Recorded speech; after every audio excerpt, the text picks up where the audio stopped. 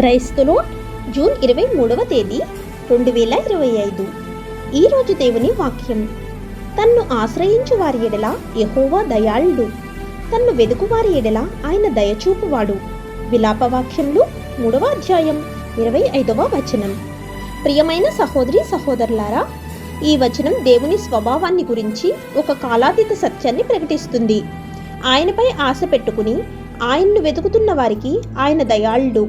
ఇక్కడ మంచి అనే పదం కేవలం దయ లేదా దాతృత్వాన్ని మాత్రమే కాకుండా పరిపూర్ణమైన మార్పులేని దేవుని స్వభావం యొక్క లోతైన మంచితనాన్ని ప్రతిబింబిస్తుంది. ఆయనపై ఆశలు పెట్టుకోవడం అంటే పరిస్థితులు కష్టంగా ఉన్నప్పుడు కూడా దేవుని వాగ్దానాలను విశ్వసించటం. దేవుడు తన పరిపూర్ణ సమయంలో చర్య తీసుకుంటాడని నమ్మకంగా ఎదురు చూడడం.